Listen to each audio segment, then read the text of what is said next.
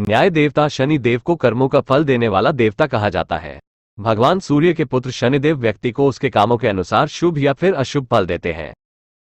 ज्योतिष शास्त्र के अनुसार शनि ग्रह को नवग्रहों में सबसे धीमी गति से चलने वाला ग्रह माना जाता है। शनि को 12 राशियों में घूमने में करीब 30 साल का वक्त लगता है, इसलिए ये हर राशि में करीब 2.5 साल तक रहते हैं।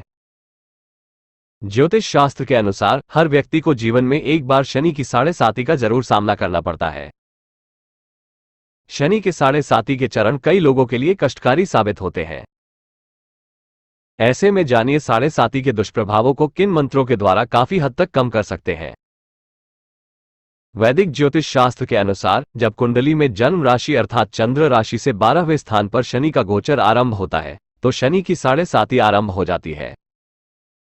शनि एक राशि में करीब 2.5 साल तक रहते हैं। 3 भावों में होने के कारण कुछ 7.5 साल का अंतराल होता है। इस कारण शनि के इस विशेष गोचर को शनि की 7.5 कहते हैं। ज्योतिष शास्त्र के अनुसार शनि की छोटी 7.5 तब भी होती है जब शनि जन्म कुंडली में स्थित चंद्रमा से चतुर्थ भाव अष्टम भाव में भ्रमण करते हैं।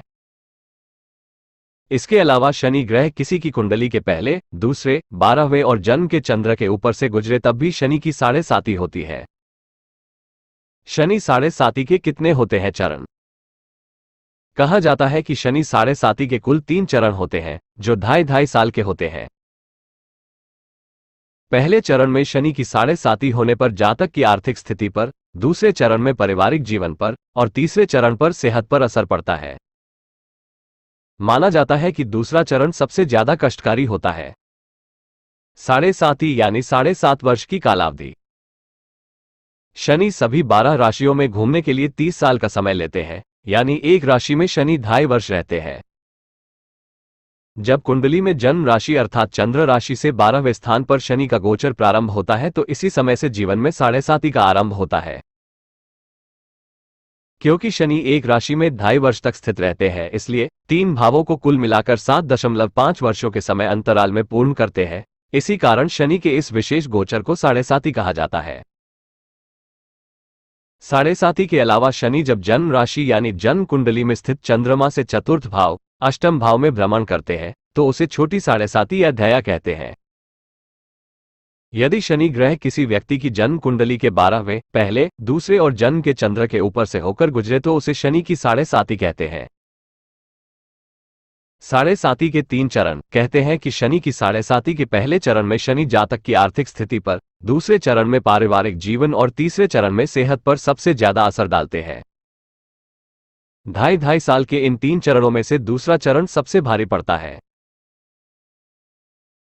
भाव और लग्न। शनि की 7.5 का सबसे बुरा प्रभाव छठे, 8वें और 12वें भाव में माना गया है।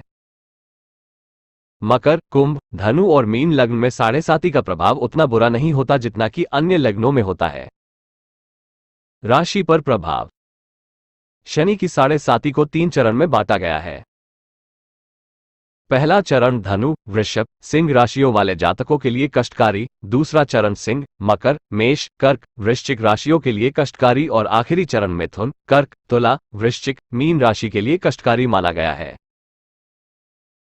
अर्थात यदि मान लो कि धनु राशि जातकों को शनि की 7.5 लगी है तो उनके लिए पहले चरण कष्टकारी होती है। इसी तरह सिंह के लिए दूसरा चरण और मिथुन के लिए तीसरा चरण कष्टकारी होता है। तीनों चरणों का असर इस तरह का होता है। 1. पहला चरण। कहते हैं कि इस चरण में जातक के मस्तक पर असर होता है और इसमें आर्थिक स्थिति एवं सेहत पर बुरा असर पड़ता है। चिंता और तनाव के साथ ही नींद से जुड़ी समस्या उत्पन्न हो जाती है। पति पत्नी के बीच संबंधों पर बुरा असर पड़ता है। 2. दूसरा चरण। कहते हैं कि इस चरण में जातक को अपने जीवन में आर्थिक और पारिवारिक समस्याओं का सामना करना पड़ता है।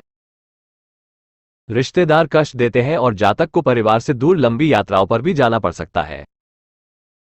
शारीरिक रोग के साथ ही मानसिक तनाव भी झेलना होता है। छोटे से कार्य को करने के लिए भी सामान्य से अधिक प्रयास करने होते हैं, फिर भी सफलता की कोई गारंटी नहीं। परिवार, मित्र और रिश्तेदार सभी लोग उसका साथ छोड़ देते हैं। 3. तीसरा चरण। कहते हैं कि इस चरण में जातक की सुख और सुविधाओं का अंत हो जाता है। आमदनी अठन्नी और खर्चा रुपया वाले हालात हो जाते हैं। नौकरी और व्यापार सब ठप हो जाता है। सेहत से जुड़ी परेशानियों का सामना करना पड़ता है। संतान से वाद विवाद बढ़ जाते हैं। संतान नहीं हो तो पिता से मतभेद बढ़ जाते हैं। ज्योतिषशास्त्रियों के अनुसार कुछ विशेष प्रकार की घटनाएं होती हैं जिनसे साढ़े साती चालू होने के संकेत मिलते हैं। इस दौरान असामान्य घटनाओं से आभास हो सकता है कि अवधि चालू है। ज्योतिषाचार्य इसके प्रभाव से बचने हेतु कई उपाय बताते हैं। शनि की ढैया और साढ़े साती को प्रायः अशुभ एवं हानिकारक ही माना जाता है। विद्वान ज्योतिषशास्त्रियों के अनुसार शनि सभी व्यक्ति के लिए कष्टकारी नहीं होते हैं। शनि की दशा में बहुत से लोगों को अपेक्षा से बढ़कर लाभ, सम्मान व वैभव की प्राप्ति होती है। हालांकि कुछ लोगों को शनि की दशा में काफी परेशानी एवं कष्ट का सामना करना होता है। इस प्रकार शनि केवल कष्ट ही नहीं देते बल्कि शुभ और लाभ भी प्रदान करते हैं। इस दशा के समय यदि चंद्रमा उच्च राशि में होता है तो अधिक सहन शक्ति आ जाती है और कार्य क्षमता बढ़ जाती है, जबकि कमजोर व नीच का चंद्र सहनशीलता को कम कर देता है व मन काम में नहीं लगता है। इससे समस्याएं और बढ़ जाती है। जन्म कुंडली में चंद्रमा की स्थिति का आंकलन करने के साथ ही शनि की स्थिति का आंकलन भी आवश्यक होता है। अगर लग्न वृष, मिथुन, कन्या, तुला, मकर अथवा कुंभ है तो शनि हानि नहीं पहुंचाते हैं वरन उनसे लाभ व सहयोग मिलता है। शनि यदि लग्न कुंडली व चंद्र कुंडली दोनों में शुभ कारक है तो किसी भी तरह शनि कष्टकारी नहीं होता है। कुंडली में स्थिति यदि इसके विपरीत है तो साढ़े साती के समय काफी समस्या और एक के बाद एक कठिनाइयों का सामना होता पड़ता है। यदि चंद्र राशि एवं लग्न कुंडली उपरोक्त दोनों प्रकार से मेल नहीं खाते हो, अर्थात एक में शुभ हो और दूसरे में अशुभ, तो साढ़े साती के समय मिला जुला प्रभाव मिलता है। साढ़े साती से बचने के उपाय: 1. कम से कम 11 शनिवार को शनि मंदिर में छाया दान करें। 2. अंधे लोगों को समय समय पर खाना खिलाते रहें। 3. सफाईकर्मी, मजदूर और विधवाओं को कुछ न कुछ दान देते रहें। 4. हनुमान जी की शरण में रहें और नित्य हनुमान चालीसा पढ़ते रहें। 5. शराब न पिए, ब्याज का धंधा न करें और न ही झूठ बोलें। पराई महिला पर बुरी नजर न रखें। अपने कर्मों को शुद्ध बनाकर रखें। 6.